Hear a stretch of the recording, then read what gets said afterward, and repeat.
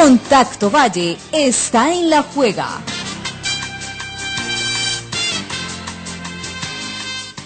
Pues de una vez dejemos que los expertos nos expliquen qué es una constituyente. Queremos darle paso, saludar a esta hora muy amablemente al doctor Juan Manuel Charri. Él es abogado constitucionalista de la Universidad del Rosario. Doctor Charri, gracias por atendernos. Feliz domingo, muy buenos días. Muy buenos días para ustedes y para todos los oyentes en Buga. Pues doctor Charri, empecemos por el final. ¿Usted apoya la constituyente que propone el senador Juan Carlos Vélez y el representante Miguel Gómez? Yo soy partidario de que la reforma a la justicia se haga a través de una asamblea constituyente, porque a mí me parece que los hechos que ocurrieron en el Congreso de la República alrededor del acto de reforma a la Constitución demuestran que el Congreso no es el órgano ideal para hacer una reforma a la justicia, y que el instrumento constitucional que está previsto y que sería idóneo para una reforma sería una asamblea constituyente. No estoy de acuerdo en que sea una propuesta partidista, en el sentido de que no debe ser una imposición por un sector, sino que debe ser un gran consenso de fuerzas políticas el que adelante la reforma a la justicia a través de una constituyente. Doctor Juan Manuel, expliquémosle a nuestros oyentes qué es una constituyente y cuál es el objetivo final de esta. Muy bien, yo empezaría por diferenciar lo que fue la constituyente del año 91 con lo que es una asamblea constituyente regulada y prevista en la Constitución del año 91. La Constitución que le dio origen, la Asamblea Constituyente que le dio origen a la Constitución actual fue una asamblea constituyente que se dio en un marco que implicó una ruptura constitucional. ¿En qué sentido? Existía una norma plebiscitaria que decía que solo se podía reformar la Constitución a través del Congreso. Eso llevó a que, se desconociera esa norma y la Corte Suprema de la época pues la avalara y le diera condiciones o calidades de constituyente primario, o sea que podía abordar cualquier tema y reformar cualquier aspecto de la Constitución anterior, al punto de que esa asamblea estudió una nueva Constitución. En esa nueva Constitución se establecen 3 vías para reformarla. Una a través del Congreso, que expide actos legislativos, que es la más usual. De hecho, la mayoría de las 33 reformas constitucionales han sido por acto legislativo expedido por el Congreso. Otra, que es el referendo, donde son los ciudadanos quienes votan aprobando o improbando una reforma constitucional. Y tenemos la experiencia del gobierno Uribe, que propuso un referéndum que terminó dividido en varias preguntas, tal vez 14, y solo una de ellas logró ser aprobada con los requisitos constitucionales y modificar un artículo de la Constitución. Y hay una tercera que no hemos utilizado hasta ahora, que es la asamblea constituyente, que yo diría que realmente es más una asamblea constitucional, porque es un poder reglado en donde el Congreso de la República, mediante una ley, convoca a una asamblea constituyente para que esa asamblea se encargue de un tema en particular bajo las condiciones que se fijan en esa ley. Digámoslo en otras palabras, es crear un organismo ad hoc para una reforma constitucional en particular. O sea, que haya un cuerpo, en este caso, que se ocupará únicamente del tema de la justicia, en las condiciones que fije la ley, que sería de elección popular y que produciría un acto de reforma en ese tema en particular. Esa es la propuesta a la que se acoge el senador Vélez, que yo creo que es idónea, en el sentido de que es una de las 3 vías que prevé la Constitución del año 91, y por eso veo también con preocupación que en el debate político quienes no están de acuerdo, y es válido que no lo estén, descalifiquen el instrumento, porque es una de las formas que prevé la propia Constitución para reformarse. Bueno, doctor Charri, después del fiasco del trámite de la reforma a la justicia que desató tanta polémica y que obligó al Congreso a hundirla por insinuación del propio presidente de la República, nosotros los ciudadanos del común podríamos pensar que una constituyente desencadenaría iguales consecuencias. ¿Los congresistas no meterían otros micos? A ver, existen por supuesto siempre riesgos de naturaleza política, pero si se diseña correctamente ese órgano que sería la Asamblea Constituyente, con unas personas capacitadas desde el punto de vista técnico, académico, con trayectoria en el ramo, y que no serían,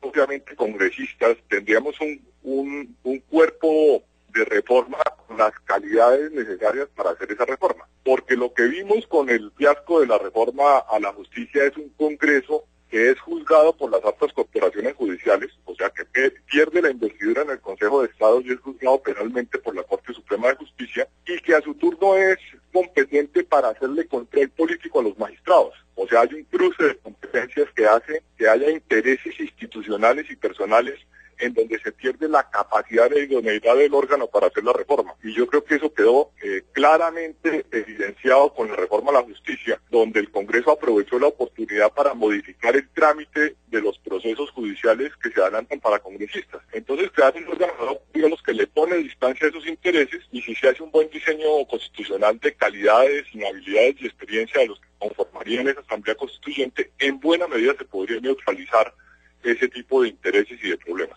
Doctor Charri, si bien es cierto que ya está sobre la mesa la propuesta, me imagino que ustedes ya deben tener el organismo colegiado que va a ser parte de esta constituyente. Es decir, ustedes dicen que tiene que haber una persona con las capacidades, o tiene que haber un equipo con las capacidades técnicas, con todas las capacidades para poder desarrollar esto como se debe desarrollar. ¿Ustedes ya tienen de pronto idea de quiénes podrían hacer parte de este equipo? A ver, no, lo que está sobre la mesa planteado por el senador Vélez es que se convoque a una constituyente y que esa constituyente, que sería de elección popular, pues esté conformada con personas que tengan experiencia bien académica, profesional, o que hayan pertenecido a la rama judicial, que integrarían ese órgano y tendrían el conocimiento y la experticia para ello. Digamos que eso no es de preparar el equipo, sino de preparar el diseño institucional, porque serían, así lo establece la Constitución, serían en todo caso elegidos popularmente. Eso lo que indica es que tendría que haber una campaña de los interesados, y había distintas propuestas de personas que quisieran acceder a esa constituyente, y los electores son los que van a determinar quiénes llegarían a esa asamblea para que tenga pues el respaldo democrático y la legitimidad democrática para hacer esa reforma. Siendo así, entonces, doctor Charri, nosotros podemos pensar en que la gente sería quien elija a las personas que hace parte de este equipo. Sin embargo, el comportamiento de las elecciones a nivel nacional tiene una connotación, y es que la mayoría de personas que acude a ellas ni siquiera se instruye o ni siquiera mira qué candidatos hay, por ejemplo, cuando son las elecciones populares. Ahora con esto, ¿cómo se puede determinar que una persona del común y corriente pueda decir quién es más capacitado que otro para poder hacer parte de este equipo?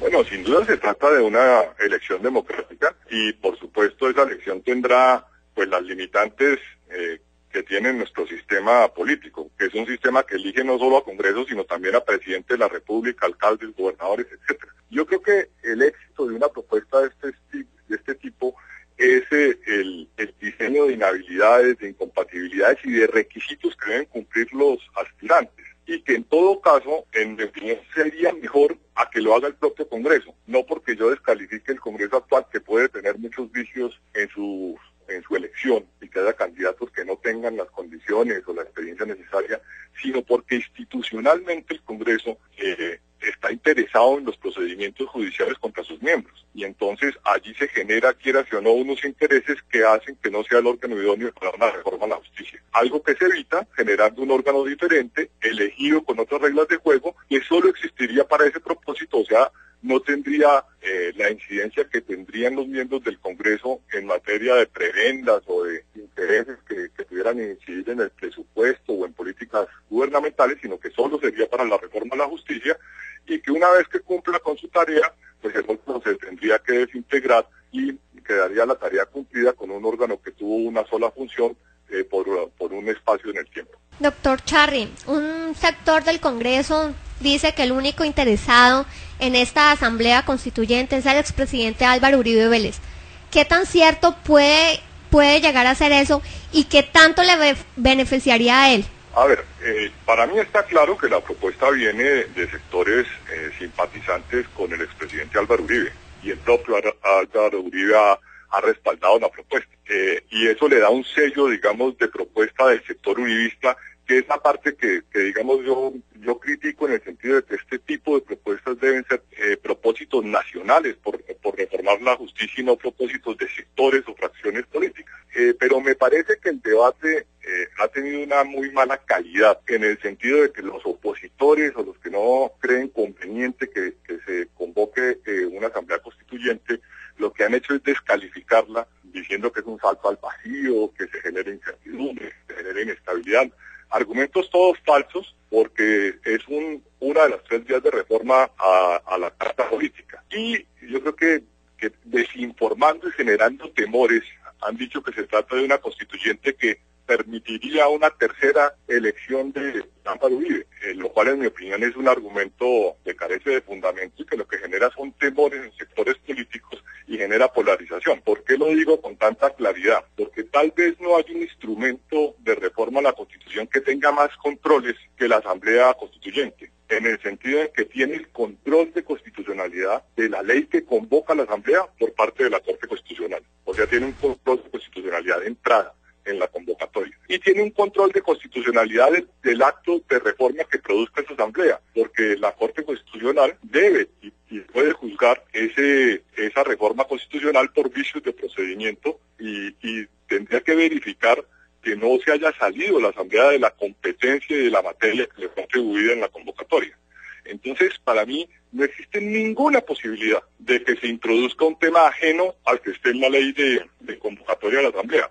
La Asamblea no podría meter un mico de reelección, porque la Corte Constitucional lo tumbaría. Entonces me parece que aquí los que no son amigos de la idea están generando unos argumentos sin fundamento que generan desconfianza y generan polarización política. Y tal vez ese es el punto crítico de la propuesta, que la propuesta quedó encerrada en el debate del uribismo versus el gobierno. Y no debería estar en ese marco, sino en el marco de hacer una verdadera reforma a la justicia con el respaldo de todas las fuerzas políticas. Pero si bien esa es una propuesta del sector del uribismo que no es bien recibida en el oficialismo, en el Congreso de mayoría del presidente Juan Manuel Santos, ¿qué posición entonces juega el vicepresidente de la República cuando supuestamente habla con el senador Juan Carlos Vélez y le dice que aprueba la constituyente, que está de acuerdo con esta, y después sale a decir que no? ¿En qué bando está jugando entonces el vicepresidente? Pues bueno, lo cierto es que no tenemos claridad ni transparencia en las posiciones, porque o se le crea al presidente de la República o se le crea al senador Vélez, o el vicepresidente, digamos, lo dice directamente. Y aquí lo que tenemos es una confusión de información que nada contribuye al debate. Yo creo que el debate debe ser transparente, que el vicepresidente tiene derecho a expresar su opinión a favor o en contra de la constituyente, que el gobierno, en mi opinión, debería reflexionar el tema, porque a mí me parece que es importante la reforma a la justicia y que el órgano ideal sería la Asamblea Constituyente, que se plantearía no en este gobierno sino en el siguiente,